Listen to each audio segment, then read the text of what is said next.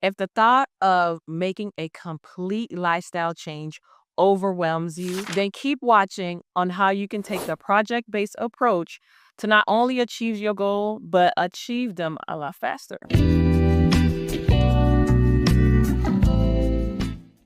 Hi, I'm Fee. Welcome back. So, if you clicked on this video, you want to achieve your goals and you want to do it a lot sooner. So, what do I mean by the project based approach? So, I'm kind of doing project based versus lifestyle. So, project based is something where you have a beginning, a middle, and an end. So, you see the finish line for the project based approach. Think of it like a marathon. A marathon, you know the date that you have to go and do that marathon. So you have the beginning, the middle, and the end. And then once you're done, you're done. You met your goal, and that is it. Versus a more lifestyle approach, it's more tiny steps that you're not even tiny steps, but steps that you're taking each day, and you're making everyday small changes for overall well-being. You don't have a end date for this one. Where a project-based approach, you kind of can have a checklist and say, yes, I did this, I did this, I did this. The lifestyle change, you really don't have that. And this is more of something like you're saying, let's say I'm going to do something along the line of a marathon. I want to live a more active lifestyle by working out 3 times a week. Yes, you can measure it, but there's really no end date. You're doing that forever. And actually, none of these are right or wrong. It's whatever you would like to do at the moment. And you don't have to stick to one and not do the other. And sometimes those lifestyle changes can come from doing those project-based goals where you like, I met this and I feel like I can continue it and do it differently. I kind of like the project-based approach because I like to check things off and feel like I'd accomplished something, and it doesn't feel too overwhelming. I'm not as stressed to stick to it. I just started. Well, I ain't just started. We're almost done. We're past halfway. Like the 75 soft challenge. I ain't doing the hard. That's no. But it's for 75 days. I could do 75 days, but I'm seeing that from doing that for 75 days, I see where I can make that into a habit where it can be a lifestyle change for me. But there's an end for me. There's an end where, okay, I can stop doing it then, but it's going to change my overall lifestyle later. That's how I feel. So let's get into it, how you can achieve your goals using a project-based approach. Step 1, you still have to define your goals. So it has to be specific and it has to be realistic. You can use the SMART method, where it's SMART, specific, measurable, achievable, relevant, and time bound. But this makes sure that when you're actually setting the goal, that is not unrealistic. Let it be something that is manageable and rewarding. Again, I told you, I like checking off the list. So making sure that you have certain steps that is rewarding can help the process as well. So for example, you hear a lot about leveling up or glowing up. That can be like a lifestyle change where it's a lot of things encompassing that. But let's say I break it down to, let's say I want to level up my wardrobe.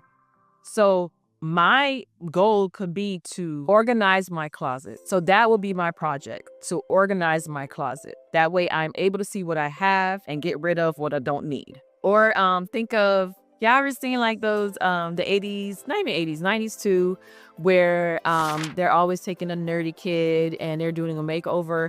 It's not necessarily a lifestyle change, but they become that project and there's an end date. The end date is usually like a prom or some big dance, and they do like a big reveal.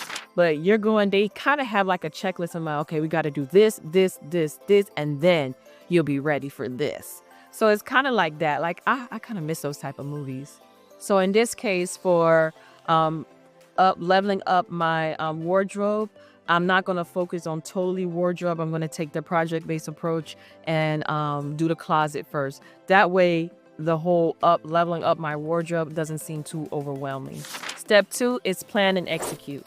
Now that you planned your project, this is where you kind of set the steps and your deadlines and kind of gather all the resources that you're going to need.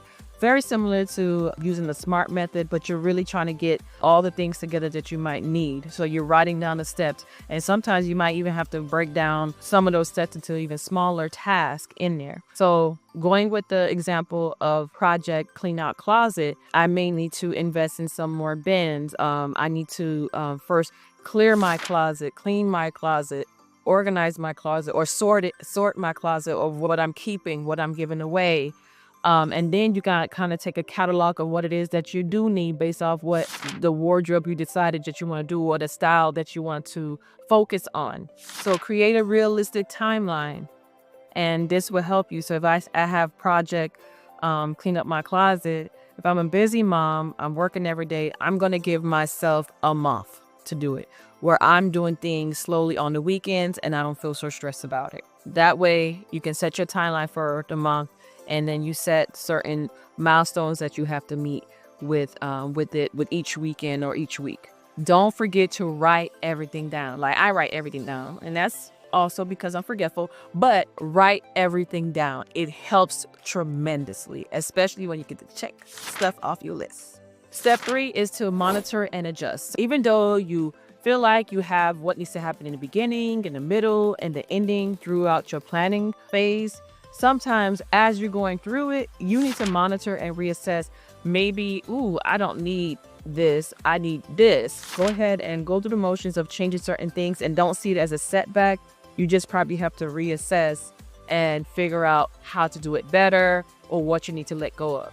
I think that's a lot more realistic than just sticking to something that's not working.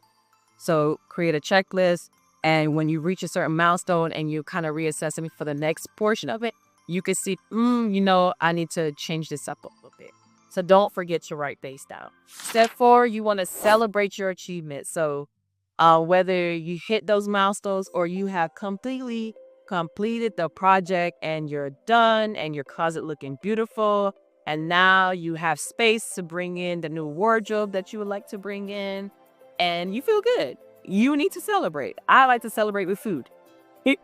I like to eat, so I'm going to have a dessert or something. Usually it's just something that I gotta eat. I mean, how do you celebrate your small wins, big wins? Most of the time, it includes food for me. Whether I'm going out to eat or buying myself a dessert. Like, I love cheesecake, I love chocolate, so that's what I'm gonna have to celebrate. To conclude, using a project-based approach, just remember you have a beginning, a middle, and an end. Make sure you know what the end looks like, what you want it to look like.